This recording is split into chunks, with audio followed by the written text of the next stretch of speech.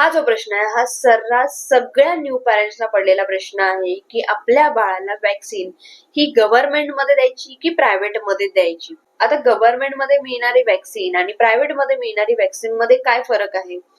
तर तसा तर गव्हर्नमेंट मध्ये मिळणाऱ्या वॅक्सिन आणि प्रायव्हेट मध्ये मिळणाऱ्या वॅक्सिन मध्ये काहीही फरक नाहीये. गव्हर्नमेंट मध्ये आवश्यक त्या वॅक्सिन दिल्या जातात आणि प्रायव्हेट मध्ये आवश्यक असणाऱ्या वॅक्सिन्स आणि ऍडव्हान्स वॅक्सिन दिल्या जातात. जसं की फ्लूची इन्फ्लुएन्झा वॅक्सिन ही प्रायव्हेट मध्ये दिली जाते, त्याचबरोबर चिकन पॉक्स आहे, थायरॉइडची वॅक्सिन ही प्रायव्हेट मध्ये दिली जाते. आता इंडियाची एवढी पॉप्युलेशन आहे की एवढ्या सगळ्या लोकांना गव्हर्नमेंट या सगळ्या वॅक्सिन्स आहेत त्या देऊ शकत नाहीत, कारण त्यांची किंमत ही जास्त आहे.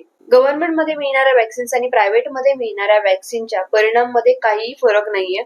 त्यामुळे गव्हर्नमेंट मध्ये ज्या वॅक्सिन्स मिळतात त्या तुम्ही गव्हर्नमेंट मध्ये देऊ शकता आणि ज्या ऍडव्हान्स वॅक्सिन्स आहेत त्या प्रायव्हेट मध्ये देऊ शकता.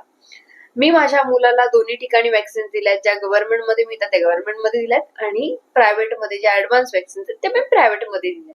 व्हिडिओ आवडला असेल तर लाईक करा, शेअर करा आणि कमेंट करा. लाईक करायला कंजूसी करू नका. जास्तीत जास्त लोकांना शेअर करा.